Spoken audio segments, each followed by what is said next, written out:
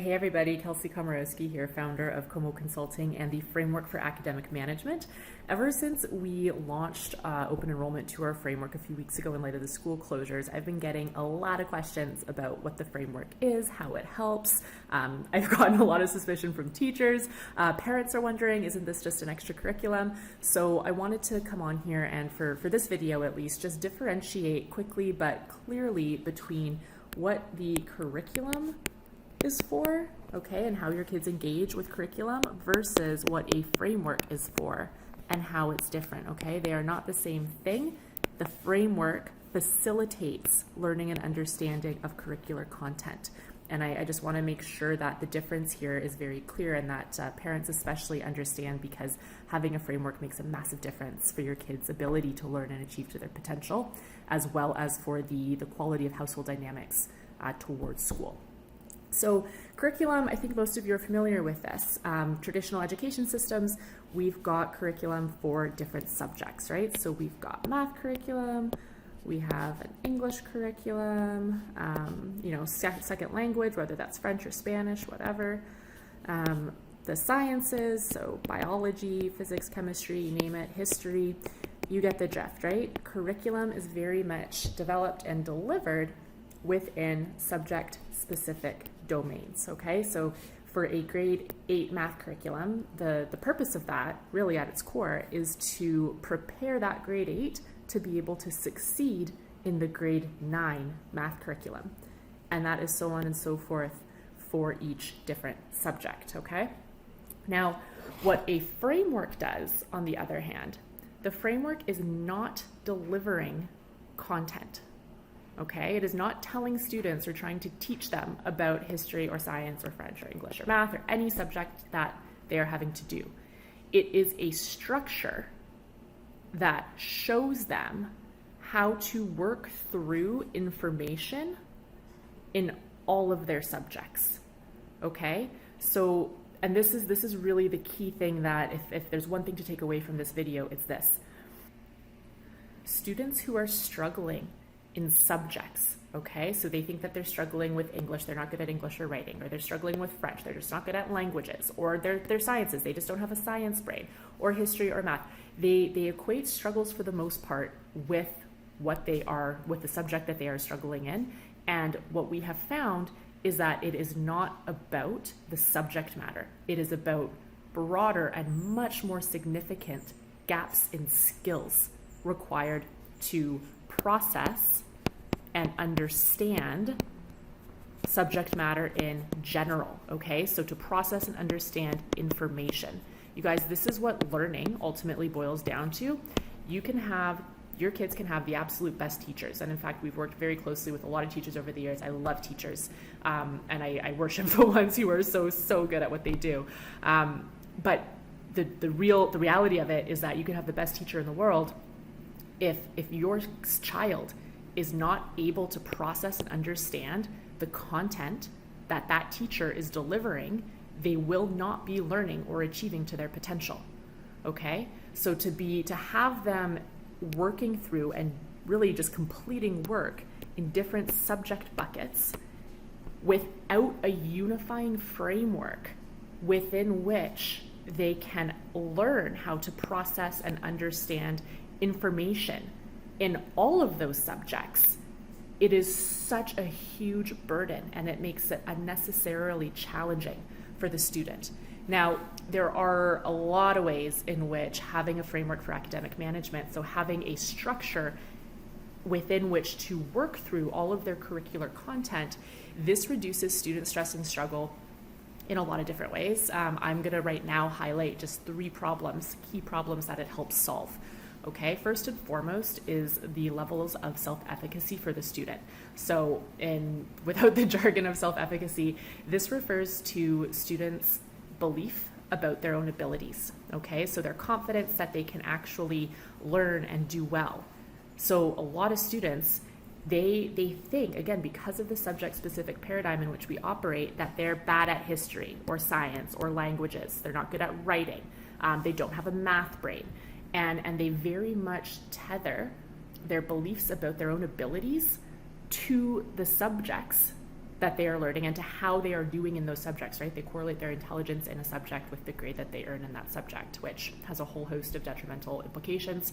For our purposes today, though, when they have a framework where we show them step by step, whether it's with history or biology or a French assignment, we show them the step-by-step proven process through which to isolate different pieces of information and then understand what they mean and quite literally build out comprehension of the information that they want to learn. It drastically improves student self-confidence because they have a roadmap for how to work through all of their curriculum. Okay, it's not just about I have this history essay or I have a science project. They are looking at the foundational skills that enable them to work through all of their curricular content. So that's first and foremost. The levels of self-efficacy. When students know how to process and understand information, they will feel more confident and they will do better, which again just fuels that confidence in all of their subjects. Number 2. Big problem that this solves is one of engagement, okay? So many students, and I think a lot of teachers and parents listening to this would agree, you know, if you had a dime for each time, it's like, this is boring, I'm never gonna have to use it, why do I have to learn this? There's a lot of disengagement with a lot of our subjects, right? Depending on the student's interests, they often just do not want to do work for subjects that they're not interested in, that they don't see the relevance of. And that's because in big ways, right, if you're trying to convince a grade 9 or 10 who's in a science class who knows they hate science, they're not going to take it, they love English and poetry, they're never going to use science, There are, yes, you could, try to branch kind of subject matter connections for them, but the much simpler way to do this, and what we found to be a lot more effective and have an effect in a lot more immediate sense, is to flip the focus. It's not about the subject matter or the content, right? It doesn't matter if they're going to be following history or French or languages or sciences. It's not about the subject. It is about them, okay? It is about the student.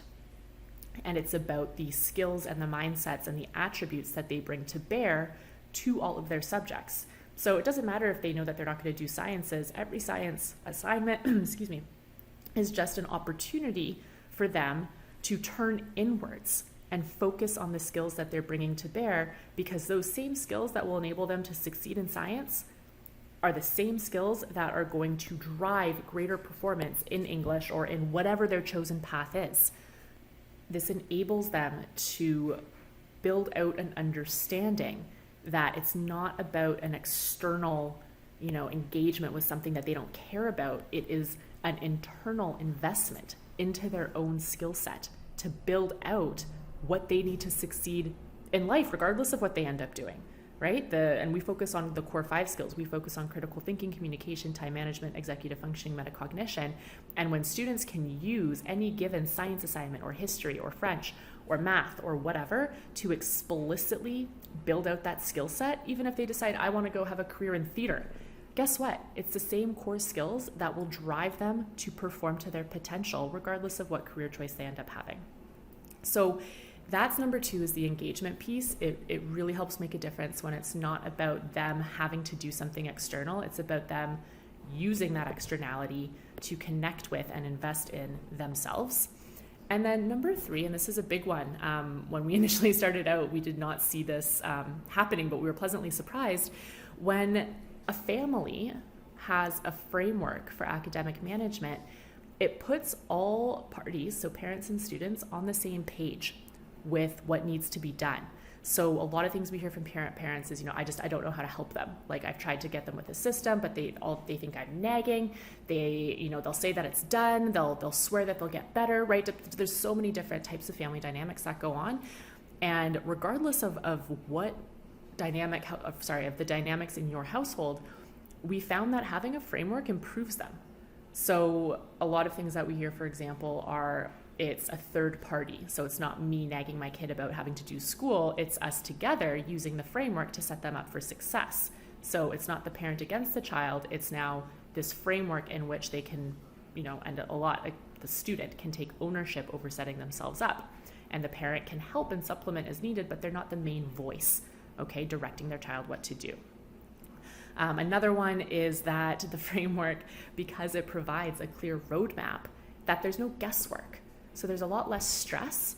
And the word that we've been hearing a lot is peace, that it just brings a greater sense of peace to the home around school, because a lot of that tension and oftentimes fear and anxiety that comes with what are we going to do about school, it's gone because there's a framework that you can use to literally, it's a framework for academic management. We take away the guesswork. We show you how to manage every aspect of schoolwork in a very simple way. So it really improves household dynamics, and it is a tool for creating a more positive dialogue within the home around learning and achievement and school and skill building. So that's it for today. That's all I wanted to cover as far as, a curriculum versus a framework. We get a lot of, my kids, they don't want something extra on top of their work. Understand, the framework is not an extra on top of their work. It is a structure that enables them to work through all of their curricular content with much greater ease, and while building out core skills that they need to succeed in each, okay? We have systematized skill building, and we do it using their subjects. It makes their lives a lot easier, and it makes your life a lot easier if you're a parent or an educator listening to this. So it all boils down to their ability to process and understand information. That is really at the crux of being able to learn, okay? So that's it for today. Let me know if you have any questions about anything in this video, and I will catch you on the next one. Bye, guys.